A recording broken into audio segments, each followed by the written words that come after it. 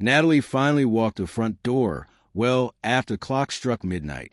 You could see the long, tiring day in the way she moved. Was it a very long night? I asked, trying to be a kind and supportive husband. She just sighed softly and let her shoes drop to the floor.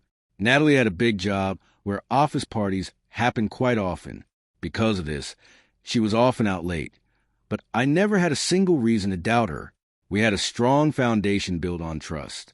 We sat for a few minutes and talked about the loud music and the many clients she had to help before we both headed to bed to get some much-needed rest. Everything felt perfectly safe, calm, and normal. The next morning, Natalie had to leave early to meet someone for work. A little while later, she called me. "Could you please go get the phone charger I left in my car?" she asked. "It should be in the middle console." I grabbed her keys and walked out into the fresh morning air. I searched where she said, and I found it. But for some reason, I felt like looking around a bit more. I checked the glove box, but there was nothing there. Then I leaned down and searched under the passenger seat. That is when my fingers felt something. It was a very small, soft box covered in beautiful blue velvet. At first, I was just confused. I knew the box didn't belong to me, and I was sure it wasn't something Natalie had bought for herself. I felt a strong pull of curiosity, so I opened it. Resting inside on a soft cushion was a brand new, very expensive watch made for a man. It was very fancy and had words carefully written on the back. It said, "Thank you for believing in me," followed by the letter M. I stared at those words for a long time. My heart started to sink into my stomach. Who was this M? Why was a man's watch hidden away in my wife's car? Why was it a secret? My mind started making up scary stories. By the time Natalie came home that evening, I was feeling very worried, sad, and scared.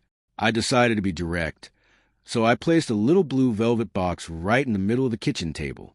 Her eyes got very wide when she walked in and saw it sitting there. "Where'd you find that?" she asked in a very quiet voice. "I found it in your car," I told her. I watched the color drain from her face until she looked very pale. In that exact moment, I felt completely sure she was hiding something from me. She sat down heavily in a kitchen chair. "Oh, no," she whispered. "What is it?" I asked. For a few quiet seconds, she just stood there and stared at the box. Then she did something I didn't expect. She started to laugh. "Oh, I am so sorry," she said, shaking her head. "I just realized how bad this must look to you. Please, let me explain everything." She took a deep breath and looked me in the eyes. She told me the watch actually belonged to a coworker named Mark. Mark was a good man who was trying to start his own new business. Natalie had spent a lot of time teaching him things and helping him with his presentations so he could be successful.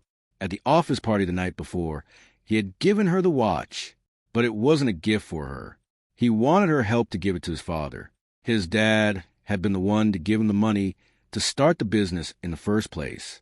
The sweet message on the back of the watch was meant for Mark's father. She told him she would drop it off for him very soon. I wanted so badly to believe her words. Luckily, she had proof to show me. Natalie pulled out her phone and showed me her text messages. There was a group chat with other people from work talking all about the gift. She even showed me a clear picture of Mark holding the blue box earlier that same night.